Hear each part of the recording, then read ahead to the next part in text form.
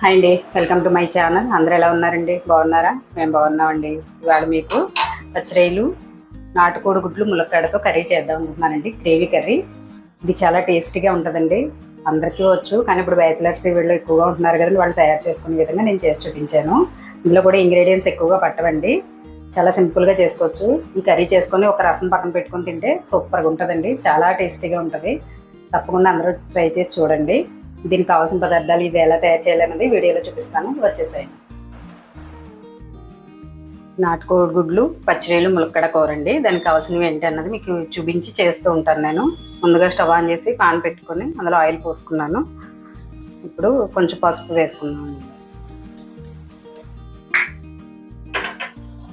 ఈ నాటుగుడ్లు అండి, ఇవి ఆల్రెడీ నేను బాయిల్ చేసి ఉంచాను. ఇప్పుడు తొక్క తీసుకొని అందులో వేపుకున్నాం. గుడ్లు ఆయిల్ పెట్టాం కదా, ఆయిల్ హీట్ ఎక్కేలోపు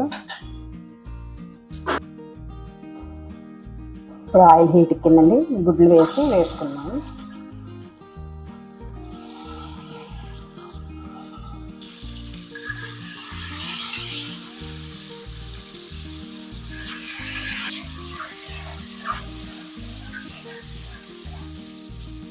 ఇలాగా మంట కొంచెం మీడియంగా పెట్టి మొత్తం గుడ్లు వేపు తీసుకున్నామండి.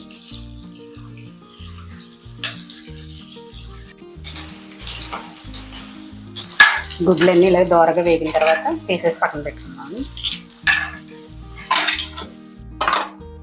ఇప్పుడు ఫస్ట్ కొంచెం కొత్తిమీర వేస్తాం.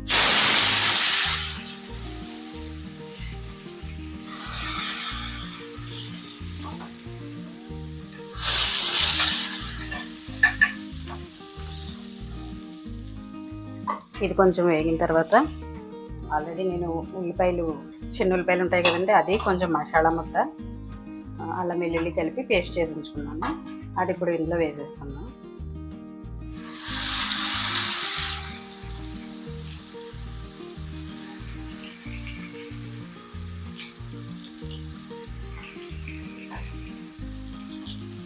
వేసేసి మంట కొంచెం తగ్గించుకొని దోరగా వేపుకోవాలండి. దీన్ని చిన్న ఉల్లిపాయలు అయితేనే మనకి నాన్ వెజ్ కర్రీస్ కర్రీకి కూడా టేస్ట్ బాగుంటుంది. వీటితో ట్రై చేయండి. చిన్న ఉల్లిపాయలు అంటే కేరళ ఉల్లిపాయలు అని కూడా దొరుకుతాయి మనకి. ఇవి బాగుంటాయి mutton curries, non veg curries curries, chicken, mutton, ఇలా రొయ్యలు, చేపల పులుసు. ఈ ఉల్లిపాయలు అయితే టేస్ట్ బాగుంటుంది, ట్రై చేయండి ఒకసారి. ఇది కొంచెం సిమ్లో పెట్టి మగ్గనిస్తాం. ఇప్పుడు ఇది ఇలా మగ్గుతుంది కదండి, ఒకసారి కలుపుకున్నాం. కొంచెం వేగింది ఇది. ఇప్పుడు ఇందులో కొంచెం కళ్ళుప్పు, ఒక స్పూన్ దాకా, ఒక స్పూన్ కారం,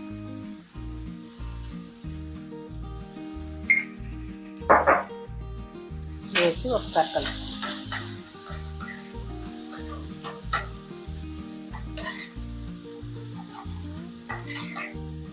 బాగా కారం అంతా కలిసేలాగా కలిపి ఇలా కలిపిన తర్వాత ఇందులో పచ్చిమిర్చి వేసేస్తాం. పచ్చిమిర్చి, ఇప్పుడు రొయ్యలు ఆల్రెడీ క్లీన్ చేసి పెట్టుకున్నాం కదండి రొయ్యలు, ఈ రొయ్యలు కూడా ఇందులో ఒకసారి బాగా కలిపి రొయ్యల్లో వాటర్ అంతా కూడా మగ్గి ఆయిల్ తేలేంత వరకు సిమ్లో పెట్టి ఇవి మగ్గించుకోవాలండి. రొయ్యల్లో వాటర్ పోయి ఆయిల్ పైకి తేలేంత వరకు మగ్గించాలి. మూత పెట్టి ఒక 10 నిమిషాలు మగ్గించుకోండి.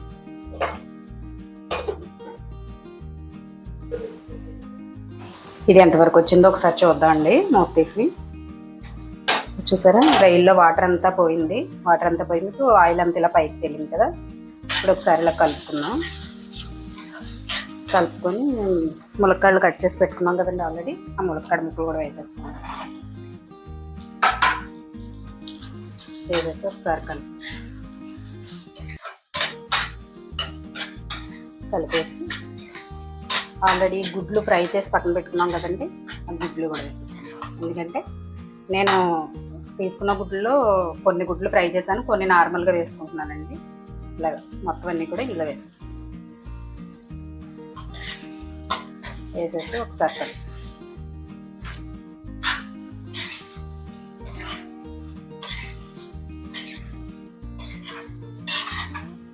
కలిపేసి ఒక 5 నిమిషాలు మూత పెట్టమాట. ఒక 5 నిమిషాలండి, ఎక్కువసేపు వస్తుంది.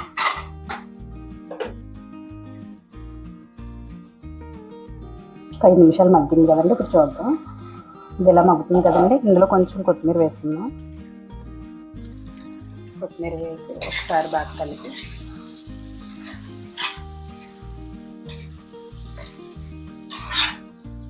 ఇందులో కొంచెం ఒక చిన్న గ్లాస్ వాటర్ పోసుకుందాం. ములక్కాళ్ళు ఉడకాలి కదా, దానికోసం ఒక చిన్న గ్లాస్ వాటర్ వేసేసి ఒకసారి బాగా అంతా నీళ్ళు, కర్రీ మసాలాలు అన్నీ కలిసేలాగా ఒకసారి బాగా కలిపి మూత పెట్టేసి ఒక 10 నిమిషాలు ఉడికించుకుంటే మీకు కర్రీ రెడీ అయిపోతుందండి.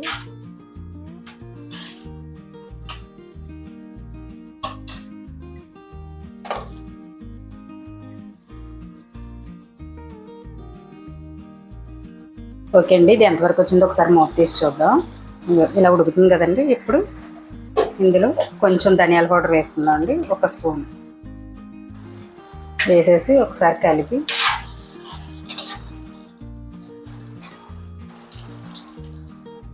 ఇంకొక 10 నిమిషాలు ఉడకాలండి. ఇది మూత పెట్టేసి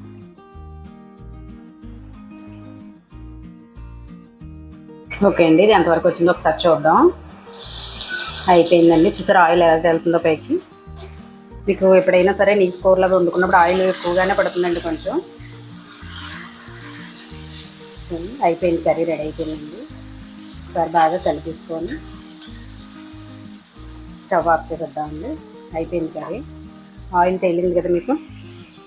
ఇప్పుడు ఇందులో కొంచెం కొత్తిమీర వేసేస్తాం పైన.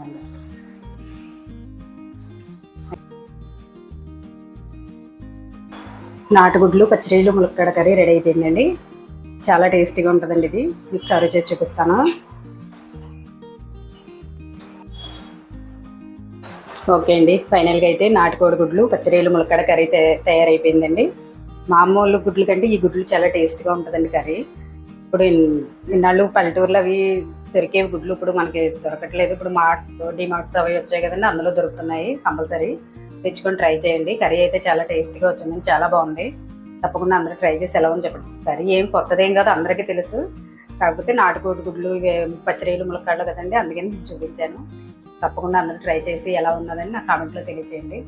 ఓకే అండి, మరి వీడియోతో మళ్ళీ తెలుసుకుందాం అండి. బాయ్ అండి.